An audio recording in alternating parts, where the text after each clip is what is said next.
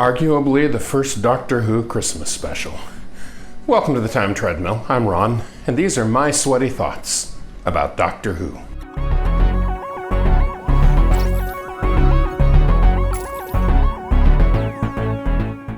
Okay, I will grant you that The Feast of Stephen, which was the first Doctor story that aired on Christmas Day right in the middle of the chase, the Dalek story, was certainly a Christmas-themed episode, and it famously ended with William Hartnell turning directly to the camera and wishing the viewers at home a Merry Christmas. But K9 and Company is the first extended-length story in the Doctor Who universe aired at Christmas specifically as a holiday special, and it deserves a special place of honor for that.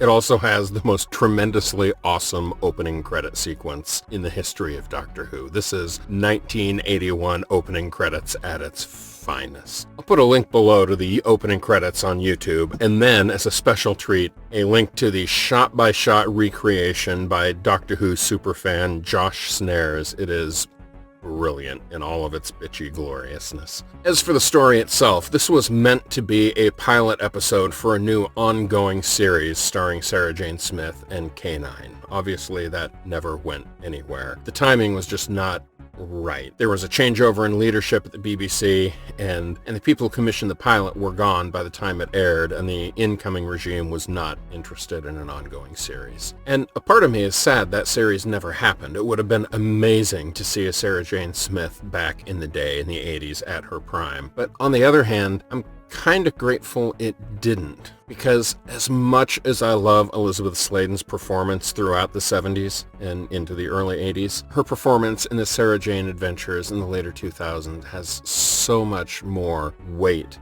and substance, simply aided by a couple more decades of experience. And also, although the setup is similar between what happened in K9 and Company and in the eventual Sarah Jane Adventures series, with Sarah Jane Smith having a young ward as well as K9, it has so much more strength to it when she's a little older and a little sadder, I think. And the relationship that she bonds in the Sarah Jane Adventures with Luke and Clyde and Maria and that whole crew, it is so fantastic. But I guess I'm not here to talk about the Sarah Jane Adventures today. I'll get there in a couple of months. So let me bring it back to K9 and Company. The story itself is actually pretty pedestrian. It's ultimately about Sarah Jane Smith moving into a small town at her Aunt Lavinia's house.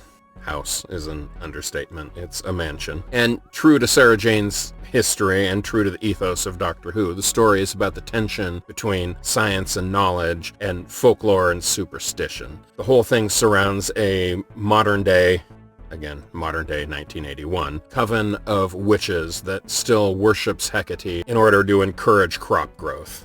I guess the most interesting thing about this story is the fact that ultimately the evil involved is not some galactic threat, it's not aliens, it's nothing supernatural, it's just people.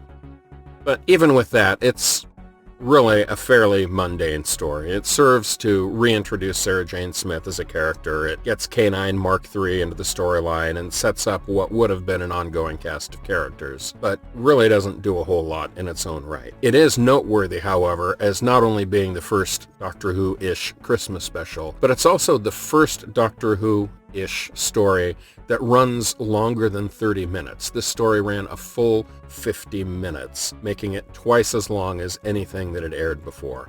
And that on its own is pretty dang cool. So that wraps it up for K9 and Company. Tomorrow I move on to the Fifth Doctor with Peter Davison, and I am thrilled to get there. I'll see you tomorrow with Castrovalva.